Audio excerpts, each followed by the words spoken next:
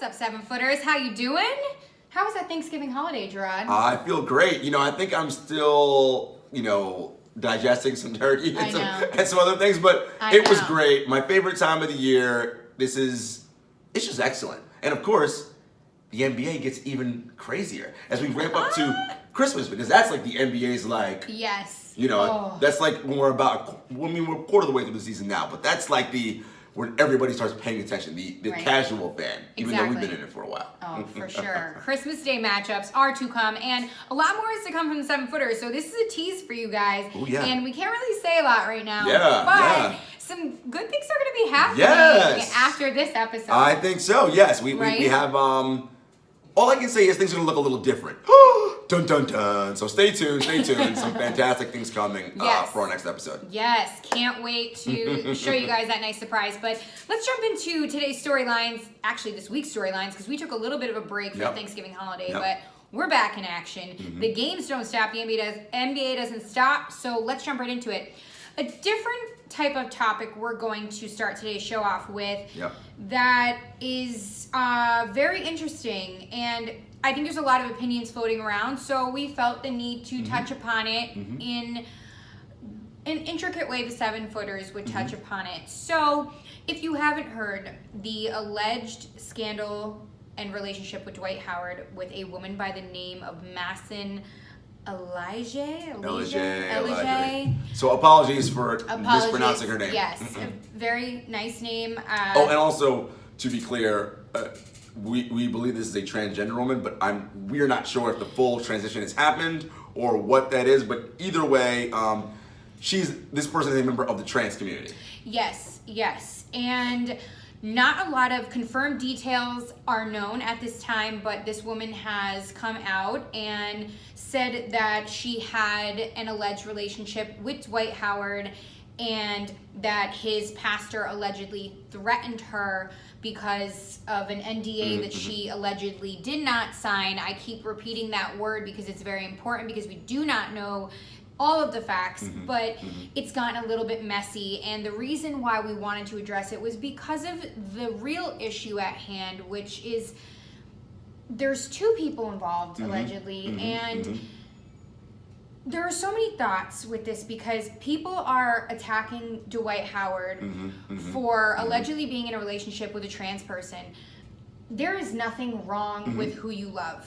I mean, in 2018, I wish we could stop speaking about this because gay marriage has been passed legally and we've reached so many milestones, and I feel like this takes us back. And as much as we love NBA Twitter and social media, there is parts of it that are inappropriate and unnecessary. And I'll let you have the floor, but all I have to say is we don't know who this woman is, and we don't know Dwight personally. Does his game have anything to do with who he loves or allegedly loves? Right. No, I don't think. There are allegations of threats being made by allegedly by Dwight to her. That's a different story. That, if it is true, should be addressed. But what is your opinion? So for me, this came down, so we're taping this on the Tuesday after Thanksgiving. This came down over the weekend, Thanksgiving weekend. So late into Saturday night, I saw Dwight Howard trending on Twitter, and I was like, what's he trending for? I was like, is he back in action? What's happening? And then I read the thread, and I was like, whoa, this is going to be a story. And then I stopped to pause and think, okay, because on Twitter, as we know, jokes are greater than facts on Twitter, right? That's just what Twitter's for. What Twitter People just love to clown and make jokes. But I stopped and I thought, well, what is funny about this situation? And there's nothing funny about this, okay? If Dwight Howard prefers transgendered people to get intimate with, who cares? Exactly. Who cares? Who cares? That has nothing to do with who cares? Him as a player, and who you love is who you love. That's his, even if not who you love, who you choose to be intimate with, who you lust for. That is your personal business. I don't care. Where we're having some discussions and where people are missing the mark is 2 things. One, clearly the threats being made allegedly from Dwight and Dwight's camp. So this pastor named Calvin, who the transgender person is saying Dwight had threatened him. Had threatened. Right. And so there's 2 things there. One, the threats, right? Like this is 2018. In a civilized society, people should not be threatening physical bond on anyone, right? So there's that. Secondly, there is Dwight feeling the need to have to make a threat because he operates and lives in a world where he feels as though he cannot be comfortable in his skin and as to who he is, right? Look, we love the NBA. It is what it is, but the NBA is a very masculine environment, right? Clearly, all men play there. But there's clearly fear on Dwight Howard's part about this story coming out and what that's going to mean in the locker room. What are his teammates going to say about him? Yeah. What are other guys in the league going to say about him? Yeah. And again, I go back to this idea of people living in fear because they cannot be who they are in the normal world. And again, what does whom you choose to be intimate with have to do with your ability to operate and live? So he likes trans people. And? Like, yeah. The bottom line for me with this story is it's none of anyone's business until it affects him on the court or he speaks out about it. Exactly right. The threats, like I said, are another story. And that's Let the authorities handle that. And the other thing is, this woman clearly felt as though no one could protect her because why else would she come out publicly and put this threat out on Twitter, right? Like, she clearly didn't feel like the cops would protect her or anything else, where she's like, I gotta put this story out there because I need people to know what's going on. Mm-hmm. And again, what two adults choose to do in their hotel room, in their apartment, or wherever, unless people are actually being hurt and people are being forced to do things against their will, why do we care? Exactly. Here's the last thing I will say when it comes to this. When we spoke about this before we started taping, this is apparently a real thing, and I do not, and I know you do not condone online bullying. Nope, none of that. There's jokes, and then there are not okay jokes, this is about two people. Exactly. And it's a serious situation. There's serious things being said, and these are real reputations, real people, just be careful with your words, guys. And and the thing is, Jenna, and you're so right about that, about your words. Words are so powerful, because again, they are. If Dwight wasn't worried about what would be said and what would be written, this wouldn't be a thing. Yeah. But clearly he is, and clearly this woman is worried about physical threats to her person. Look, we all need to be better. There is way too much transphobia out there, homophobia, clearly racial prejudice, racist. There's way too much of this hating on people who, quote unquote, are different, whatever that means, right? Listen, I'm a firm believer that sexuality is a spectrum, right? Some people are firmly on the heterosexual side, some people are firmly on the homosexual side. And there's all these places in the middle, and you are where you are. Again, once you are not actually harming someone and committing a crime, it doesn't matter. Yeah. It just doesn't. Yeah. And, it's just a really messy situation. And honestly, I hope that this trans person really can get some peace of mind and not have to deal with the fear that things are going to come out. Because look, the story's out there now. And honestly, I would hope that we as a media, and I know I'm going to do this, that when we talk about Dwight and what's going on, that we use sensitivity when we're talking about this. And we inject humanity into this. And this is something that I say to you, I've done this podcast numerous times. At the end of the day, these are people. They are human beings. Yes, they entertain you and entertain us with what they do on the court, but they are people and have feelings, and we need to be mindful of that. I completely agree. And with that being said, we will be sensitive with this topic. We hope you will be sensitive with this topic. And with that being said, we're going to move on to what we really do best, and that is talking about the NBA, because we need to talk about the Washington Wizards. Would I have said that last week? I don't think so. But they've come out of a little bit of a slump here and won their last two games, beat the Houston Rockets, who almost made it to the finals last season. Let's just say that. Even with James Harden, the beard, putting up 50. Eric Gordon, 6th man of the year, 36 putting points. up 36. Yeah. And still, it was not enough for the Rockets because John Wall had a monster game. John Wall, who a lot of people said couldn't shoot, had a shot against the Wizards. So this is a make or miss league, people. And John Wall was making it last night. Was that a shot against me? Maybe. And only because we're coordinating in red. We are. Look at our red. Look. Okay. I tried to branch out. Look, the Wizards are still a dumpster fire, okay? Look. I've talked to people down there. I mean, this Dwight Howard situation notwithstanding, that locker room is just not a happy place right now. Yes, they beat the Houston Rockets last night, and they've won three out of their last 4 games. That was a big win, though. It was a very, very big win. That's just... offsetting Harden and Eric Gordon's big nights. And winning does eventually cure all, but that locker room is still one where the two best players don't get along, right? Like John Wall and Bradley Beal, there's friction there, right? And so I don't know that this one win, or even these last 4 is going to be enough to fix what actually ails this team. Yes, John Wall had a great game last night, but he's still a point guard who doesn't shoot well.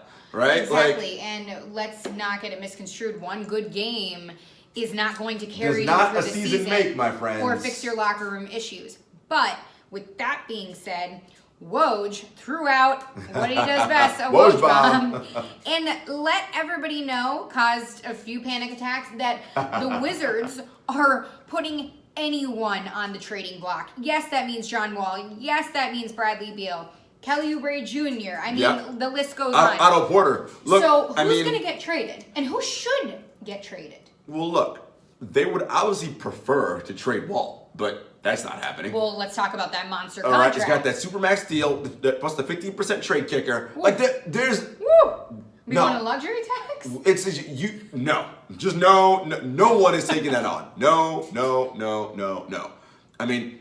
I'm going to pull up the... Like you said, point guard that doesn't shoot. Who would take Wall? Not that I don't think he's a great talent, but it's like a Ben Simmons situation. Listen, I'm going to pull up John Wall's contract details right now, and listen, people, it is not pretty. All right. You know it gets serious when Jarod pulls up the stats. Okay, so it's the contract extension, which kicks in starting next year, right? 37.8. 40.8, 43.8, $46.8 million. It's going to break your bank. Good Lord. Those are the numbers coming in, right? Yes. And he's a 15% trade kicker, which means if they trade him, 50% of that salary has to be thrown in by the Washington Wizards. Woo! That's a lot of money. Trust me when I tell you, that's like lighting money on fire. Not happening. So Bradley Beal would likely get the most back in return. Which is a good get. And it's a great get. And Bradley... Who would be equal, though, to trade for Bradley Beal? Well, I think it's tough, right? So salaries have to match and all that. You know, I wonder if the Celtics would like Bradley Beal in their backcourt right now instead of Jaylen Brown. A Kyrie Bradley Beal backcourt. Now, if I'm the Wizards, you gotta bring back obviously more than Jaylen Brown. Well, exactly, because we always talk about how the Celtics roster is extremely deep, and Jaylen Brown isn't any scrub off the bench. No, he's a starter. Would it be a fair trade? No, but and that wouldn't be the only pieces, right? More pieces would have to be in there, yeah. Right? Because again, the salaries have to match up. Is Jason Tatum part of that deal? Oh, okay. Listen, I'm just saying. I'm throwing it out there. Portland. Started sweating. He could end up in Portland. Maybe Portland says, okay, we'll send you CJ McCollum. I don't hate the sound of that. Again, Dame and Bradley Beal. That's a helpful backcourt for Portland, right? And it's going to be an easier trade, obviously, than to get rid of John Wall. Even if the money wasn't involved, I think a Bradley Beal trade is easier. Yes. So look, he's a total package. The other thing I'd love to know is how is it that Ernie Grunfeld still has his job? And that is the Wizards GM. Oh, I know. Like, how does he still have this job? He's been the GM for 15 seasons since 2003. Oh my goodness! It's not like they've been winning chips left and right. What have they been doing in the last 15 years? Maybe. How many 50-win seasons have they had in the last 15 years? None, I don't think. I'll have to do. Kind of seems like a Raptor situation that they were in before the whole DeMar thing. They just can't make it past a certain hump. At least the Raptors have won 50-something games in the past 50 years. I said a certain hump. Right? A certain hump. He presided. Ernie Grunfeld was the GM when the whole Gilbert Arenas situation happened. He brought the guns into the locker room. Like, how do you not get fired after that? And you still here making these kind of decisions. Look. Maybe there's some wizards in the Wizards locker room that are making some miracles happen because clearly Ernie as a wizard has cast a spell over the powers that be because he's still got a job. Hey. And look, I don't love to call people to get fired, but dude, come on, man. Like, all we know is that this roster will not be the same for this is a long time. This is not a winning roster. We've already seen it. We've said it on this pod. And we've seen it. What have they done the last few years in the playoffs? We've seen it. Nothing. They get to a certain spot, which is not far. The first round and lose. And they lose. Yeah. And there's nothing. There's no improvement. We're not seeing any changes roster-wise, coaching-wise. Well. And you got Scotty Brooks, but look, Otto Porter's on that team. Look, Otto Porter is a prototypical 3-and-D. I think he's criminally underutilized in Washington. A change of scenery, I think, will do Otto Porter well. I agree. And speaking of change of scenery, he just signed a huge deal with Converse. Congrats. So maybe he needs a new team. Congrats to Otto Porter. Maybe he needs a new team. Yeah, Wizards, dumpster fire. Ooh. And, and again, so with that locker room, plus with the stuff going on with Dwight, like, it's just, that organization needs a full-on reset, just Control-Delete. Ooh, I like that. Okay, speaking of other things I like, surprisingly, the Warriors. But let's get back to this at the topic at hand, that the Warriors seem to be over their, I don't know, days of our lives, dramatics. The drama. The drama. I mean, KD has been going off, firing on all cylinders. Last 3 games, he's been pretty much back to normal. He was never not great. Steph should be returning after missing a slew of games after a groin injury, and Boogie says he's targeting a return for potentially after Christmas because he hasn't had any setbacks in rehab. Incredible after that Achilles injury. Tell me, are we going to still be worried about the Warriors, or are we okay? We're fine. Look. So it's back there like a ponytail, like Clay said? Look, the Warriors have won 3 straight. Kevin Durant has been on a tear. He had 44, 9, 8, a bunch of blocks last night. Look, he's been the 7-foot sniper, like we know he is.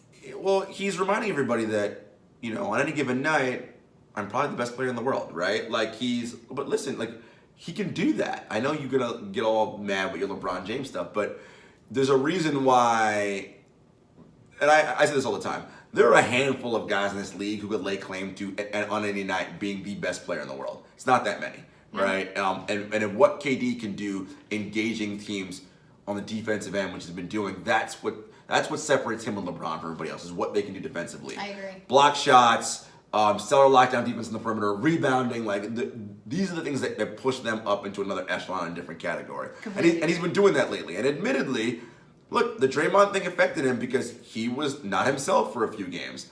And part of that, too, is also the Warriors' system, in that when Steph is out, and I said this before, Steph is the Warriors' most important player because he is their system. They try to play the same way, and they can't because KD is not Steph. Not that he's not good, it's just that what he does is different than what Steph does, right? I agree. And the Warriors don't have a backup system in place to exploit what KD does well, right? Exactly. Because if they were to do that, they would click on all cylinders, but they don't because it's a different style than what they play with Steph. And then when Draymond being out also hurts them as well. But again, they're going to be back. Everything's going to be fine. Yeah. I'm not worried about these guys. I'm not either. Honestly. And that starting lineup, because they were 5-5 in the 10 games that Steph hasn't played.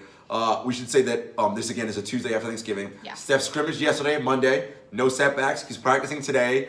It's about 5 o'clock on the West Coast, so we'll find out soon how that practice went. If there are no setbacks, he should be on the court Thursday when the Warriors go to Toronto to play the NBA's best league-leading Toronto Raptors.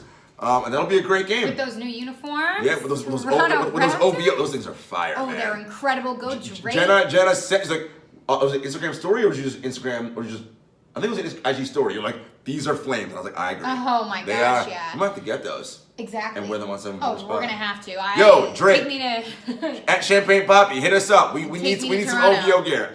Really quick, 2 things before we wrap up the Warriors. I'm going to say this because I fight for all my underdogs. Quinn Cook, great job in place of Steph Curry. Kudos to him. And also, speaking of Steph Curry, really happy he's okay. He was in a pretty serious car accident recently. Yeah, he wasn't injured. He came out fine, Thank God. Two cars kicked his Porsche on the highway out in Oakland, but luckily, everything's all good. Warriors came out and said that he was still out, but it was still for his groin injury. It had nothing to do with the car accident. So we're happy everybody's okay. Not worried about the Warriors. But do I think we will see Draymond explode at least one more time? Yes, I do. Well, it's not even mid-season form. It's Draymond being Draymond. So, I mean, listen. Exactly. There'll be more drama. As we said, if they do win the title this season, this will be their hardest title run. Absolutely. For sure. And it's going to really build the character of these guys and make them into different players. And I'm really excited to see how they're going to mature after this season. As Steve Kerr says, this is the real NBA. The real NBA. This is what it is.